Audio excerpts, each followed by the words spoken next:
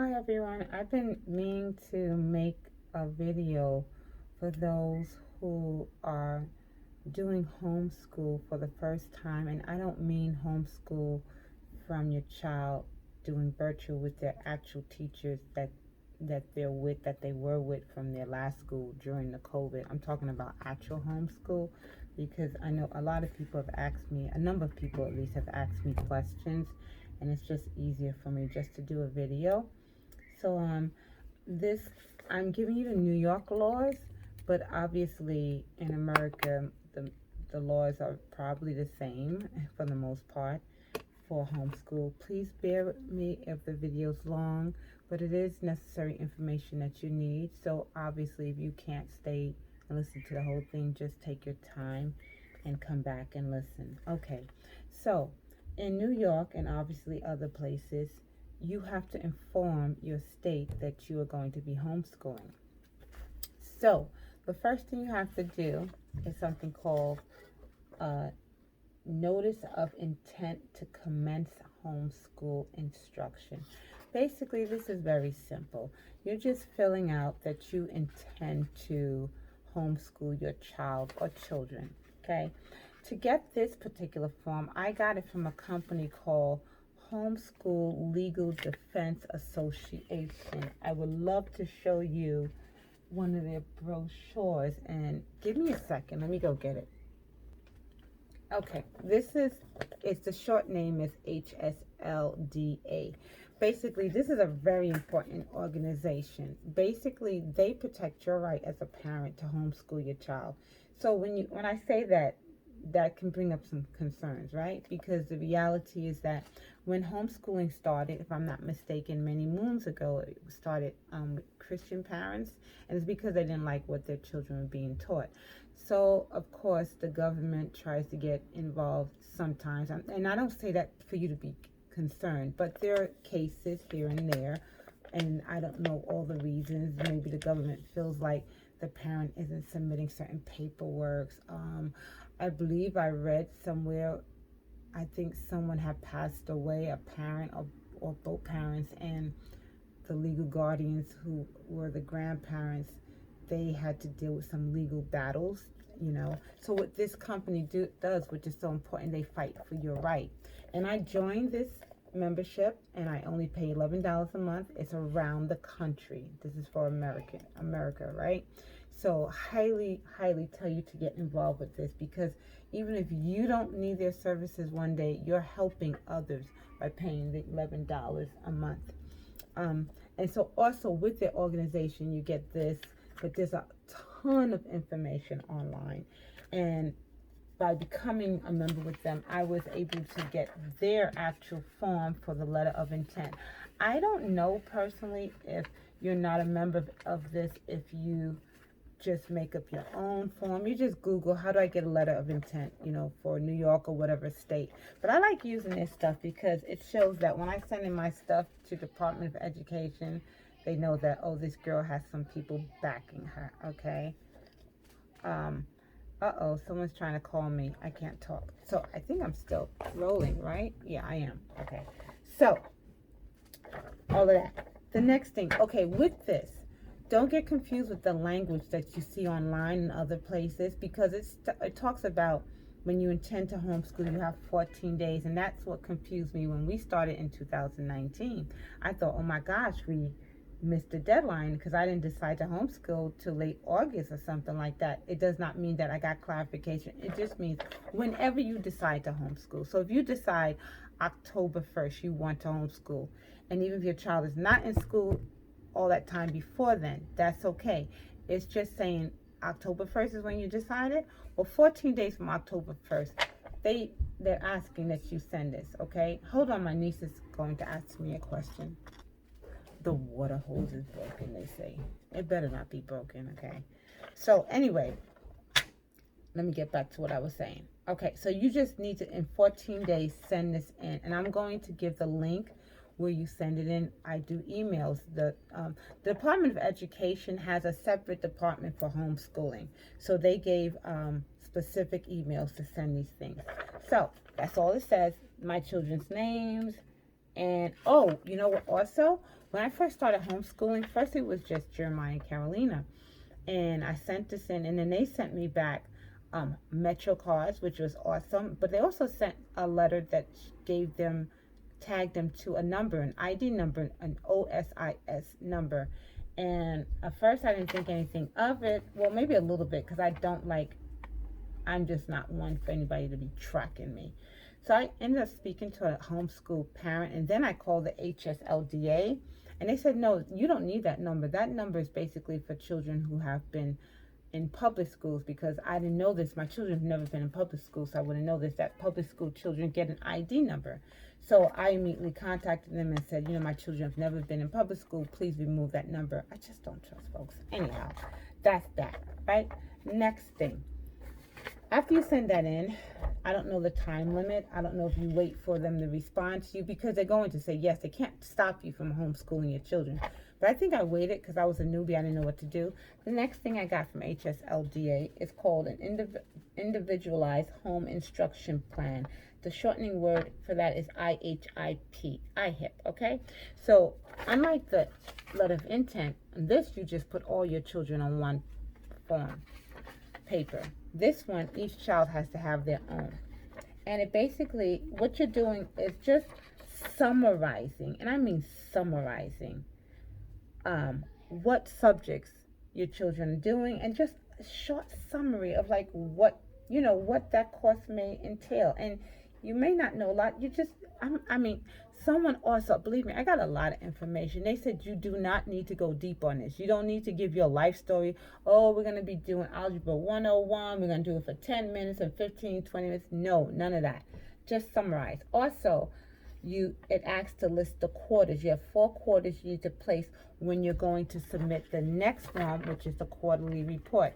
The New York State Department of Education gives suggested dates as your quarterly dates, but you are not obligated to, and they state that themselves, you do not have to follow their dates. You can just use it as a guide. And so, for instance, I gave, this is Jonathan's I have in front of me, but I did not go by the normal dates. So I just put my own, he started in January, so his is different. Carolina's, I don't know when my first quarterly date was, but for his was February 28th of 2020, May 30th, 2020, and June 30th of 2020, okay? That's what that is.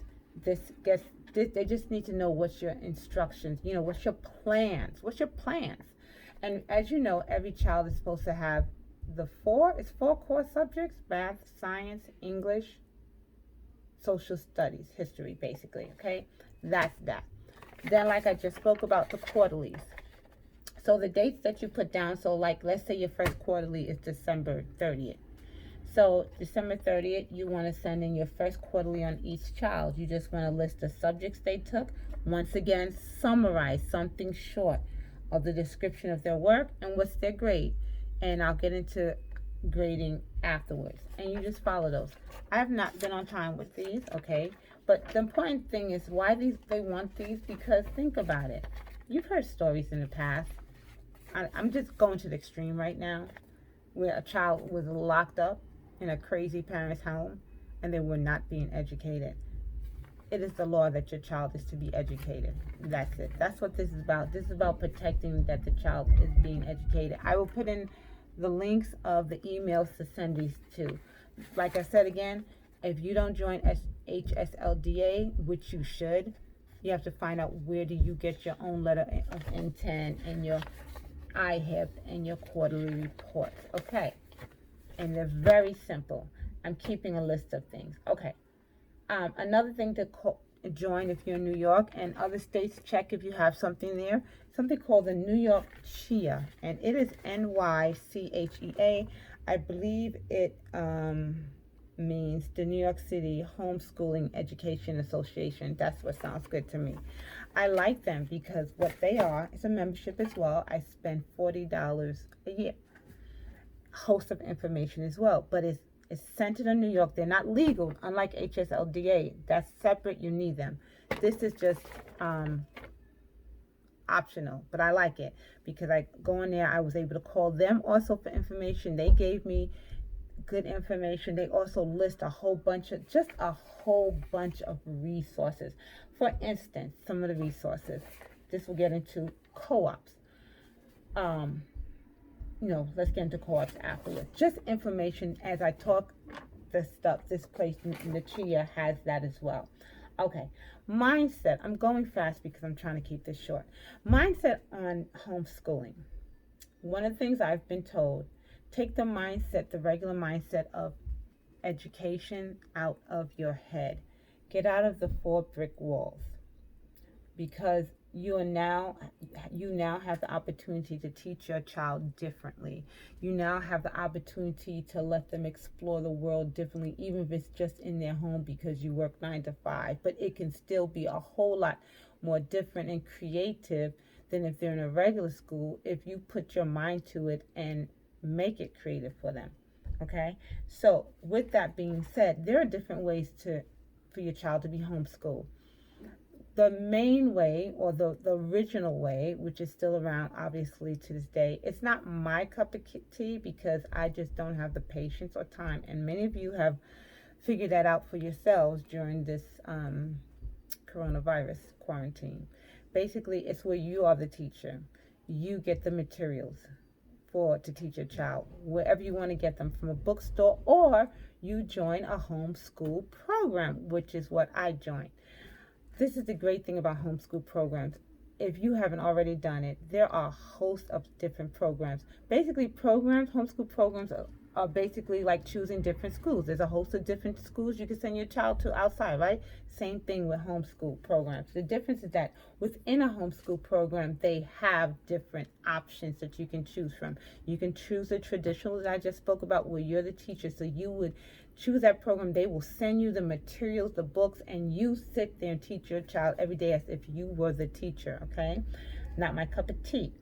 And with that, you would grade, and I don't know a lot about that, but you obviously are the one grading your child, You grade, not the state you come from. You grade your child's work that they do. The other thing that they have options, and I'm telling you, this is across the board, all these different homeschool programs. They have what they call independent study. They all tend to label them independent study. So basically, that's what I put my children in at first. Independent study means there is nobody helping them online. Of course, you can call in if there's some technical problems and things like that. But this is all about your child being independent, going in the computer, doing the work. How does that work? Okay, so for the program I chose, which is called Monarch, MONARCH, very good program. I went in and I chose that I want my children to go to school Monday through Friday. They give you an option Saturday and Sunday as well. I also chose that I did not want them to go to school on Wednesday. Sometimes I would still go in there and do something, say go do your work. I wanted that freedom for them to be creative and learn differently, right? And then I chose the classes I wanted them to take. So I chose the 4 core classes, plus I chose Bible. I did not have to choose any of those core classes from that particular program. Okay, and we'll get to that in a second. So what the computer did then, I also told them that I wanted them to end school in May. They took all of that information that I chose and they tallied it up and they created a great, awesome program for my children. So my children, and I put the start date. So it was whenever, September in 2019 I started. Or was it October? I can't remember, because we didn't start like everybody else.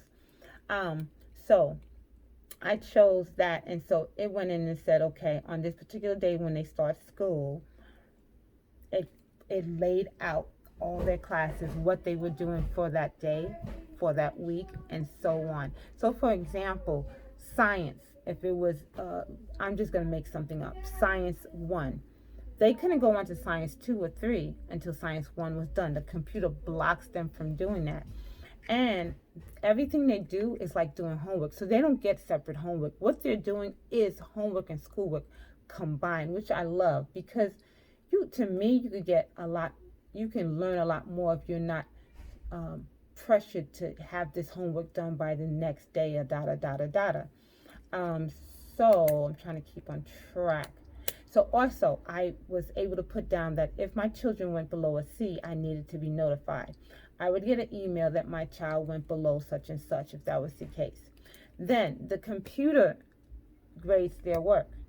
And there's a part in there where I get a report card, I get daily reports, regular report cards, and then there are some things that I do have to grade. So, for example, if if their English lesson that day was to write a paragraph of 300 words, obviously the computer cannot grade it. They may be able to grade how many words counts, which it didn't, but they can't grade if the child did the instructions properly on what they're supposed to write on. So I would go in and I would check under a particular tab that said grading task, and I would go and see and look what it was that needed to be graded, and I would read whatever the case may be, check the answers, and then I would give them a grade what I felt was appropriate. Okay, that's that program. It works very well, and I was going to say something about that. Okay, remember how I said I choose the classes because the 4 core classes you have to have. I think it's 4, it's not 5. If I didn't want them to do science with Monarch, I didn't have to. I could have chose a whole nother program, or I could have done science at home with them. For instance, my children do not like science. They're like their mother. We don't like science. So even though I let them do it this time, but what I would suggest for someone who doesn't like science, go get some science projects where they could actually do some stuff, some experiments. Let that be their science. For instance, even math. If I didn't want them to do math traditionally, I can say to Jeremiah, I want you to go measure your room. Give me the square footage of your room and explain to him how to get square footage. I was pretty good in math, so I love math. Which this is what I did do with them. I took them to the supermarket, and this was in addition to them actually doing the math online. I had them go to the supermarket with me, and I gave them a budget, and they had to keep tally of everything we did, learning about numbers. You have to get creative. Like I said, you have to move your mind out of the traditional way of school. This is the opportunity to explore, to make them honestly like school more, because I never honestly liked school. School just was me in school. It wasn't the learning. It was just, I don't know. I'm not sure if it's because of my liking the dance, loving dance, that it was just restricting to me. So nonetheless, let's move on to next thing. The next type of programs these homeschool programs have, they have something similar to what's going on now, where if you feel your child needs a teacher, so there's a program, all of them are like this, but I'm mentioning there's another program called Bridgeway Academy. Oh, I love them. I found them some months ago, and I'm honestly, I was interested in putting them in. Let me back up too. With Monarch, for the independent program, I'm only paying $70-something a month. That covers all 3 children. Now, program prices are different, obviously, according to the program, as well as the options in that program. So Bridgeway Academy could be a little bit more money, but I would be willing to pay for them because they have some interesting courses. They have architecture classes. My son Jeremiah wants to be an architect and a designer. They have entrepreneurship. Jonathan is into his own business, okay? All this stuff. So going back, so if your child is one that you feel needs a teacher, like I know Jeremiah needs somebody else, since I'm not going to do the teaching, the independent thing wasn't working for him. So there's these things where you can have a live teacher just like now. And so like Bridgeway, for example, because I don't know Monarchs, I know that they have it. I've looked into it before. But Bridgeway, for an hour a day, your child has to log in at a particular specific time like other kids. But say you're going away and you're in a car, log in and they log in with their teacher for an hour. That's the great thing about this stuff. And so they get that. Then they also have stuff where it's not live, but they have pre-recorded teachers, so you still get that help, that type of lesson. There are hosts, and I could go over so many, but you just need to look into it. Okay. High school children. Sometimes children are homeschooled and, and by the time they get to high school, the parents think that they need to put them in an actual brick and mortar because they're thinking diploma. The reality is, and I spoke to one of the most popular homeschool programs, I think it's called K-12, something like that. They said that that's not the case. Parents don't realize that, first of all, that you don't need a diploma. They told me this is the education department, because colleges and companies know that kids have been homeschooled for centuries. All they need to see on your resume is that you were homeschooled, and then you may show proof or data of your homeschool, grades and things like that. But if you're still the type of parent that wants your child to have the diploma, nothing wrong with that. These homeschool programs have that. That's when they call it the accredited. But with those, by the time the child is either in 11th, definitely 12th grade, those particular programs say you have to enroll your child in their accredited high school program. It's either 11th or 12th. I think it's 12. And by that, they're going to be on I think they're going to be on a program where you have to log in at a certain time, but they're going to get their diploma. Some of these homeschool programs actually have graduations. I think it's Bridgeway or Abeka. There's one called Abeka, Abekka. I really like. They have graduations out in Pennsylvania, and they have retreats and all this awesome stuff. Okay, I'm trying to see. I think the next thing is setting up your house. I didn't set up my home in any particular way, but this year I would like to set up each child's room. I wish we had space. We live in a house, but we don't have the space. Every room is taken up, and I'm not interested personally in turning our living room into a homeschool. There's a number of us in the house. And I just like my living room. I like the living room to be a living room. I joke with my mother. I'm like, the living room's mine, Mom. I'm the one who likes to clean the living room, everything. But if we had the space, if the basement was available, I would turn a portion into a nice little homeschool room. What I would do, especially for my kids' age, since they're 11, 13, and 15, not that I wouldn't have a desk, I would, but I would have bean bags. I would make it really comfortable. So here's the thing, another thing. So decorate their rooms. So that's what I want to get to. Decorate their rooms. Make that corner look like homeschool. Put up a fake lock or something. Because I wasn't thinking about it before, but I was in Target and with Carolina. I was like, oh, we should get school products. Okay, so two things I don't want to forget. There's another way to homeschool your child as well. There's something called co-ops in homeschool. Oh, this is so amazing. Every child, every human being needs to be with other people, right? That social aspect. Yes, Carolina's in dance. Jeremiah's in dance. He's hopefully going into soccer. Jonathan, he just likes business. He just likes to play with his friends. But I wanted more than just that. Not that I wanted, I didn't really care. So let me correct that. I didn't really care. They already have their friends. They see their friends. But homeschools have something called co-ops. So basically, co-ops are where a group of people meet once a week, to help tutor your child. Basically, that's what they call it, because it's not a school. They can't say teach. Not that you can say, I'm helping teach this child, but they're there to help assist. So that co-op program might be a math program, and that will fulfill your math. So you don't have to go home with your child and do math, because they're fulfilling it that once a week. Because whatever they're doing, that your child is going to go home and do that math for the week and get it down. They have other things, arts, and I'm not sure if I saw dance, but other interesting things. So I decided to try it out. After I had enrolled my children in Monarch, I found one called Classical Conversations. Plus the NCHEA, the New York City Home Education Association, they have a host of ones. I was going to actually sign up for some of them in Manhattan, but the schedule was conflicting with me and my job and So I found this one called Classical Conversations. It's really awesome.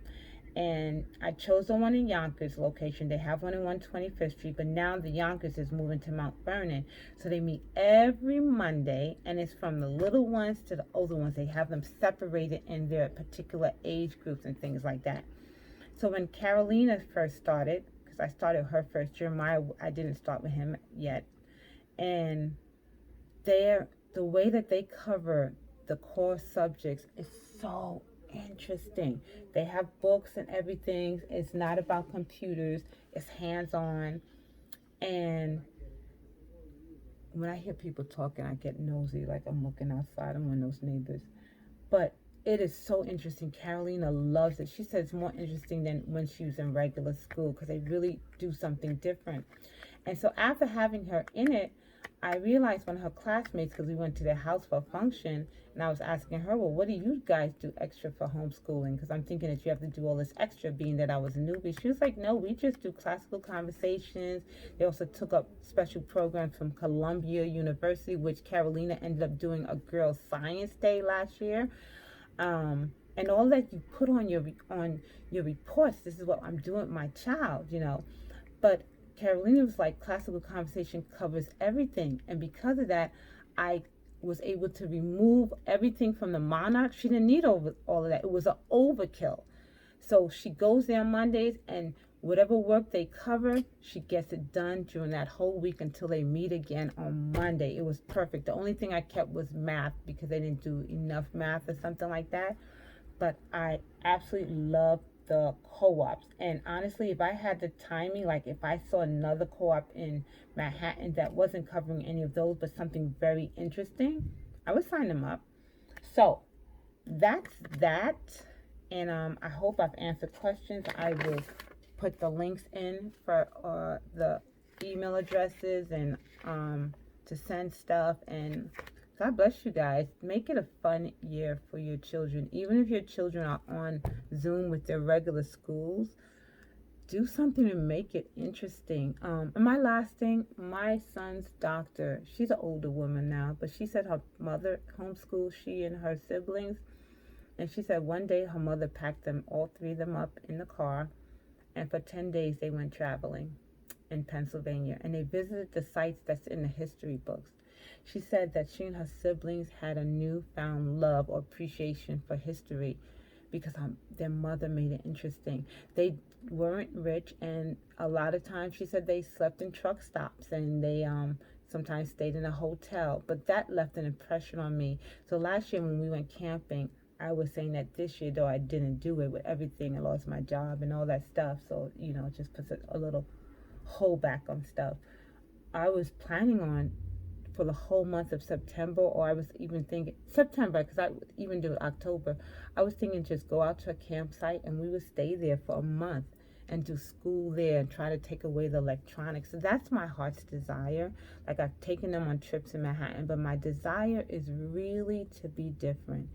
Taking them outside to do schoolwork. I just want to tap into some creativity. You know, take them to Florida, do schoolwork from there. You know, even though they're in the co-op, I'm not obligated to come every Monday. You know, even for example, the co-op started actually yesterday, and they never start in August. They just started early because they were just wondering if COVID was to screw things up again. They wanted to get in as much time as possible with the kids in person.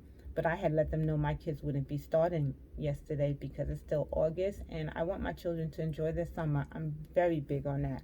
Very big that we work so much, we go to school so much, all necessities, but that then we lose that time of family, we lose that time of sleep and rest, and it's just nonstop. So I'm using this opportunity as homeschooling to give my children that opportunity to rest, to enjoy the summer, to enjoy life to a point. You know, I even last year, Carolina reminded me we didn't start school until October. So that looks like what we may do again. What we might do again. That's basically it, people. God bless you. I'm tired. I did not go to sleep. I stayed up 24 hours last night because sometimes I get like that and I just start working. God bless you all.